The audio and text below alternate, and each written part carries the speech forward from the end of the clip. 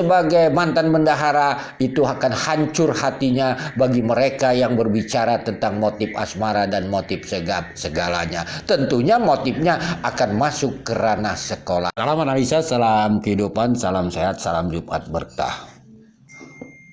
Perjuangan itu membutuhkan kesabaran, konsisten, dan istilahnya yakin bahwa kebenaran itu akan terungkap. Mudah-mudahan sahabat-sahabat Akah begitu juga dengan kasus Rajapati Subang ini. Siapa sangka yang namanya Mr. X, Mr. Dedi yang begitu sulit kita ingin sampaikan ke publik agar dipercaya ucapannya, pada saat itu mungkin perjuangannya harus menempuh lika-liku sahabat-sahabat Akah. Bahkan dibilang Mr. Dedi lah itu pro Yosep dan sebagainya. Padahal percaya Dedi ini tidak pernah pro Yosep. Itu sama dengan Akah dibilang. Kalau membahas Yosep dan sebagainya disangka kami pro Yosep. Tidak itu intinya.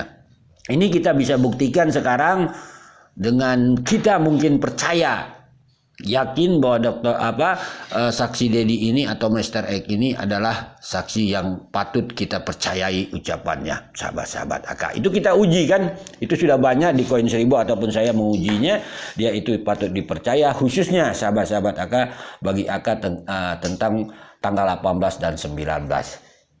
Khususnya sahabat-sahabat Akah, dia menyampaikan keterangan saksi, misalnya dari yang di SMK, itu saksi di SMK, begitu juga tentang kronologis misalnya mengambil motor Aerox dan sebagainya.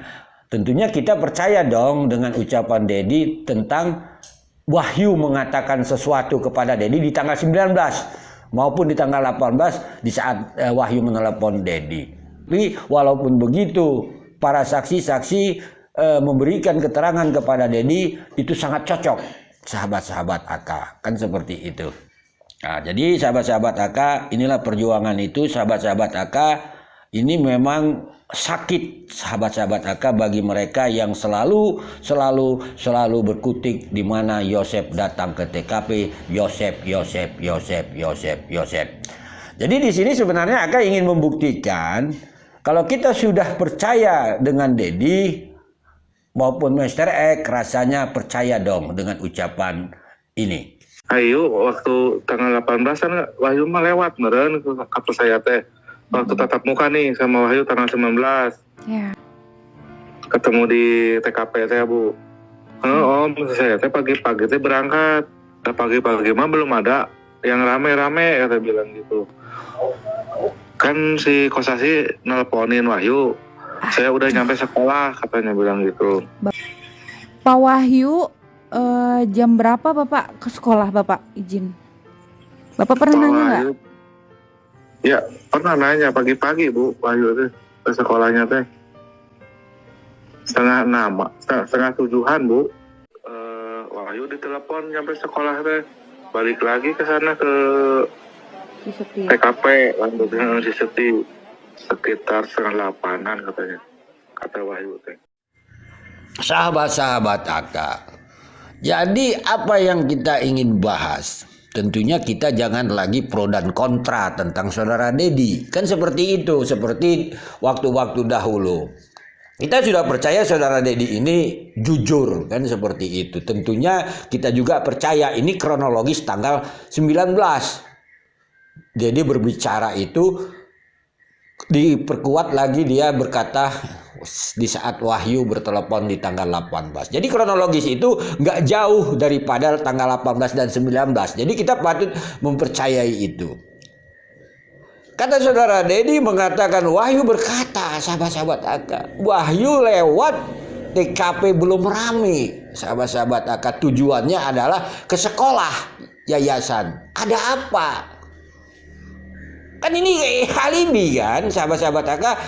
Mereka bertemu konsultasi di depan sekolah yayasan, bukan di dalam, sahabat-sahabat Akah. Belum ramenya itu jam berapa kita nggak tahu. TKP bisa saja belum rame jam 1, jam 2, jam 3, jam 4, jam 5, jam 6. Kan belum rame kan. Kita nggak tahu sahabat-sahabat Aka. Ini yang selama hari ini sahabat-sahabat Aka harusnya dianalisa dan dipiralkan. Kan seperti itu. Ini agar pemahamannya apa? Sulit. Kenapa? Kalau ini diangkat ke publik, ini yang membahas Yosep di TKP panas dingin badannya. Lalu sahabat-sahabat Aka, lalu saudara Dedi mengatakan bahwa Kosasih Wahyu bertemu di sana di depan SMK itu sahabat-sahabat Aka. Lalu Wahyu datang lagi ke TKP sahabat-sahabat Aka. Tentunya ditelepon sama siapa? Silahkan tanya sama saudara Dedi. Nanti akan tahu itu kronologis ini terang benderang. Kalau mau percaya ucapan Dedi gitu. Tapi nanti akan sakit hati itu. Karatan di apa itu namanya, di hati kita sudah berkarat membenci Yosef, akan bingung dia ini menganalisa ini. Karena kebenaran yang akan disampaikan saudara Dedi itu akan ditolak, dikatakanlah saudara Dedi ini akan membela Yosef. Tidak, sahabat-sahabat Aka. Silahkan tanya sama saudara Dedi siapa yang menelepon Wahyu sehingga datang ke TKP sekitar, kita anggap saja 7:30, sahabat-sahabat Aka. Berarti kalau kita bicara 7:30, berarti mereka tidak akan bertemu yang namanya dengan saudara Yosef. Karena saudara Yosef sudah meninggalkan TKP, berangkat ke Waida dan melaporkan ke Kapolsek. Kan seperti itu.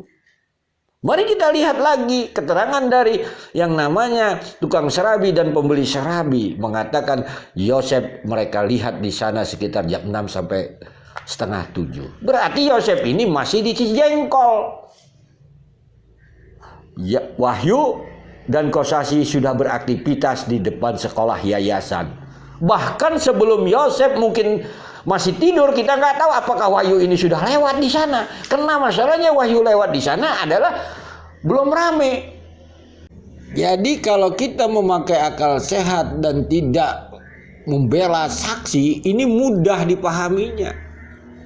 Mudah sekali kronologis ini. Kita pernah dengar saksi Danu mengatakan bersama Yosef dan sebagainya. Itu dari mana? Tidak ada saksi yang melihat Danu dan Yosef di TKP. Bahkan Yosef mengatakan bohong. Kan, apakah ada yang membahas itu yang namanya Wahyu itu lewat pagi-pagi di sana belum rame? Apakah pernah saksi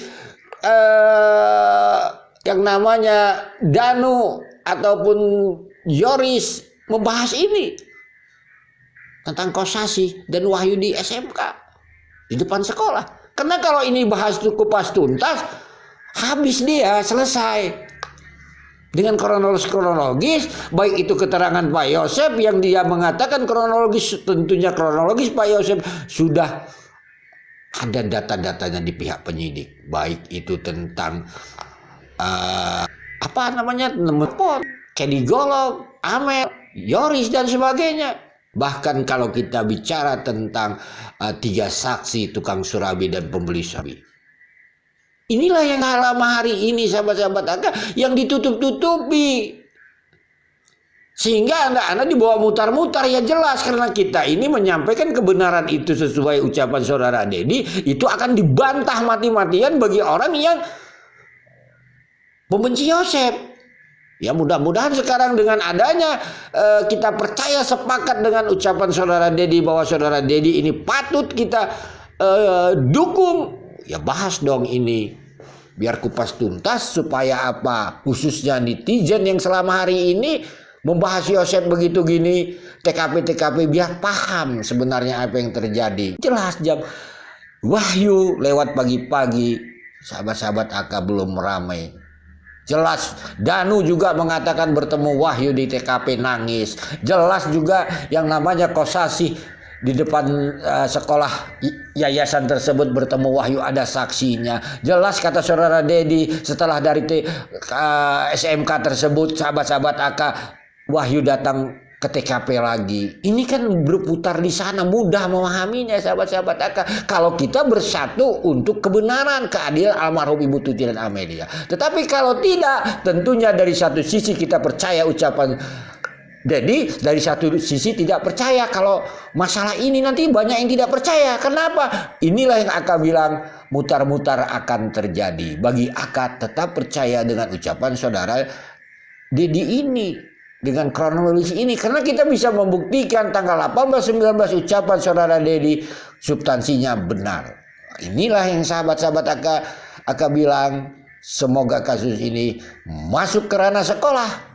Periksa ulang lagi yang namanya saksi Dedi, saksi yang melihat dan Wahyu itu orang depan sekolah. Bahkan kalau perlu Pak Yosefnya diperiksa untuk memperkuat alibi, nggak masuk di akal yang namanya itu Kosasih dan Wahyu di sana. Selesai dia sahabat-sahabat Aka. Tetapi sekali lagi mudah-mudahan dengan adanya rangkaian-rangkaian peristiwa ini tentunya saksi Dedi sebagai mantan bendahara itu akan hancur hatinya bagi mereka yang berbicara tentang motif asmara dan motif segalanya. Tentunya motifnya akan masuk ke ranah sekolah. Salam sehat, salam kehidupan. Nanti kita bahas lagi.